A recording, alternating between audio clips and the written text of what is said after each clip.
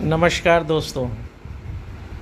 जब आप कोई अच्छा प्रयास करते हैं तो निश्चित मानिए आपके उस प्रयास के कारण अगर आप वास्तविकता के धरातल पर अच्छे हैं और सामने वाला आपके विचारों के अनुरूप है तो आपके एक प्रयास से कम समाज के 2 व्यक्ति ज़रूर अच्छे आपसे जुड़ जाएंगे।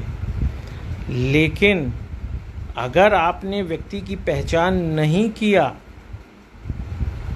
तो आप कितने भी अच्छे हों, आप जैसे 2 अच्छे लोग भी खड़े हो जाएंगे तो एक खराब आदमी को सुधार नहीं पाएंगे।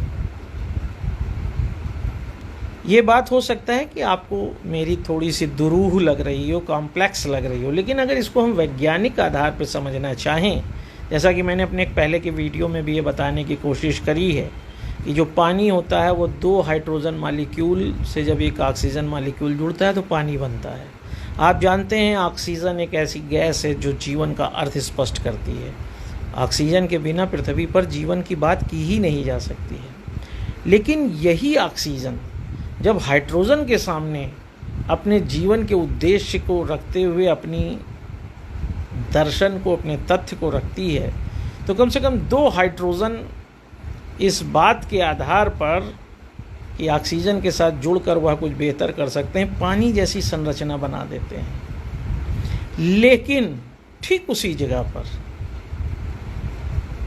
जब ऑक्सीजन जैसी गैस 2 मॉलिक्यूल की होकर भी यह प्रयास करती है कि वह एक गलत या उपयोगी न होने वाले तत्व को भी बदल सकती है और उसके सामने वह प्रस्ताव रखती है तो वह कार्बन डाइऑक्साइड बना देती है, जिसे आप CO2 कहते हैं। आप देखिए CO2 में 2 मॉलिक्यूल ऑक्सीजन के और 1 मॉलिक्यूल कार्बन का है।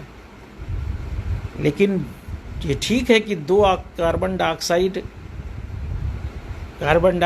और 2 अब मॉलिक्यूल ऑक्सीजन के जुड़कर कार्बन डाइऑक्साइड बनाते हैं। लेकिन ये बात भी सच है कि कार्बन डाइऑक्साइड कम से कम जीवन के लिए उपयोगी नहीं है।